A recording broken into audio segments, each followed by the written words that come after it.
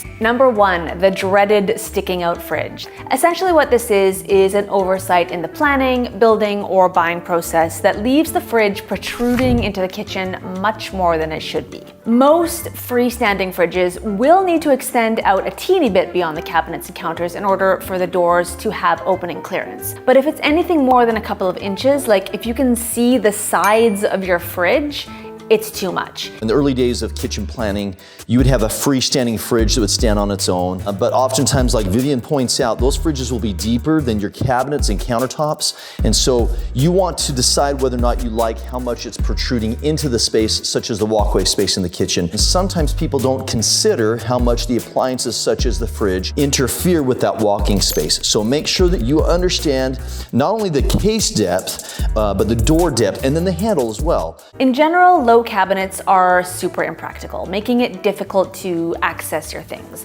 With drawers, you can access all of your things by easily pulling them out. With cabinets below the waist, the first 12 inches are okay, but anything beyond those first 12 inches does become a hassle to reach. And for people with mobility issues, that space actually becomes completely inaccessible. The primary best use of space, storage space in a kitchen, is usually about waist level to maybe just about shoulder level. However, she's talking about some of the accessories and things that you can use to get easier access to that storage space, and that's a very important consideration. The other thing you'll find out is the older you get, the more that you'll move things into the readily accessible spaces because it's better on your back or for your shoulders or something else.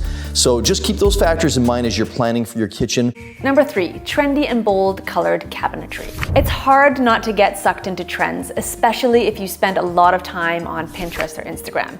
You should be strategic about it. Your kitchen is an expensive room to renovate, probably the most expensive, and honestly, most people don't do many kitchen renos in their lifetime. So you want to be careful about making choices that may look dated in a few years.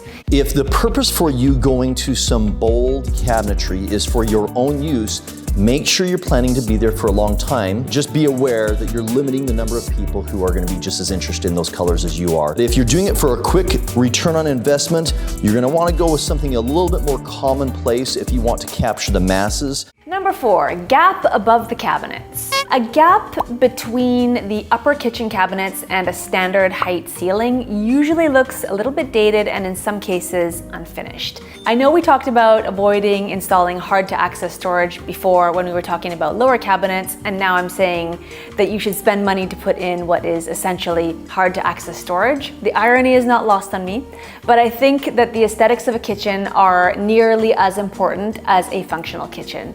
And closing that gap above your upper cabinets will really make it look more polished, more high-end, and visually just a lot more appealing. I'll give you my basic rule of thumb. If you get within 9 inches between the finished crown molding and your ceiling or soffit, then find a way to take the cabinets and finish them off to the ceiling, whether you do sub-crown or, like she said, bulkhead, or you build the soffit down. Either way, certainly there are applications, but for the most part, just go ahead and fill it in. If you have cathedral ceilings, it won't make any sense to take those to the ceiling because there's no use for it. And so those are just fine to get them to the height that you feel is appropriate for the space, and then let it be open. Inadequate lighting. Lighting is crucial in the kitchen. Too often I see older kitchens with just one overhead light. This is not adequate lighting for a kitchen. Your kitchen should have a combination of ambient lighting, task lighting, and maybe even some accent lighting if you're feeling fancy. If you perform a variety of tasks on your island as well, then make sure you have recessed lighting layered in addition to your pendants. Otherwise, you may find yourself a bit short on light. The least expensive way to make the biggest impact on a space is through lighting. Now, there are some expensive lighting options you can choose, but just be aware that lighting is a great way to make a space feel bigger, brighter, like you've actually done something with the space and given it some attention. Number 6, blindly following the kitchen work triangle. The kitchen work triangle, also known as the golden triangle, essentially dictates how your major appliances should be laid out in order to create an efficient workflow in the kitchen space. The 3 points of the triangle are your fridge, your sink, and your stovetop. And ideally, the distance between each of these 3 appliances should be no more than 9 feet and no less than 4 feet. The problem with this concept is that it was devised a long time ago, in the 1940s. So while the kitchen work triangle can still be a good guideline, especially for smaller, simpler kitchens, don't feel like you have to strictly adhere to it. The moment you're working with a larger space or introducing something like a butler's pantry or an island with a second sink, the whole dynamic changes and this holy kitchen trinity no longer works. There are situations in which you might have 2 work triangles or an enhanced work triangle. Just make sure that you're considering a couple important factors. Number 1, you're considering how much effort and time and energy it requires for you to complete tasks. If I'm traveling across the kitchen going around an island to get from a fridge to a sink, that's going to take more energy to get a project done. I remember years ago I've had clients tell me, but that's how I get my exercise, is I run around the kitchen. And I say, well, the challenge with that is, what about when you're sick? What if you're injured? What if you don't have time? Don't force yourself to do something that doesn't always work. Number 7, my kitchen design mistake. It's important to realize that we all make mistakes, so I want to share my own kitchen design mistake with you. Back when we panic bought our house because we were homeless, there were insanely long wait times on all appliances, so basically we rushed to order everything as quickly as possible before we moved in. One of the items that I wish we had ordered after we moved in is the range hood. Even though we checked the measurements, because we hadn't moved in yet, we didn't actually get a chance to check the measurements on site to make sure that we were happy with how the range hood would look before ordering.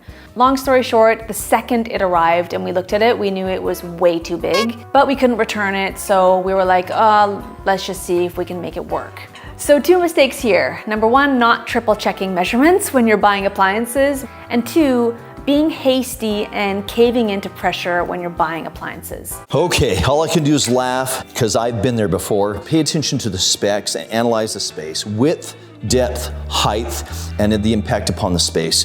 When it comes to ventilation, in her case, I try to follow the manufacturer's recommendations, which usually gives how much space that they recommend from the cooking surface to the bottom of the ventilation. They are about 6 inches lower than they should be because it's hitting him right there in the head. If it was 6 inches higher, it'd be above his head. Even if it's deeper, it would not be something that he'd be bumping his head into while he's cooking. Make sure that you're getting another person's perspective on it who's not emotionally tied to the situation. That's the benefit of a designer. That's the benefit of an outside source contractor like a contractor itself or a cabinet company. Oftentimes they'll give you more objective ideas than yourself because you're tied to the situation. I tell most designers who are doing their own projects, hire a designer or get a designer's feedback because your subjective thinking will be too difficult to overcome. It's better to get another person's perspective. So I hope you like what you've heard today and I hope you come back again and like the ideas. Please like and comment below if you do. Hope to see you back next time. Thank you.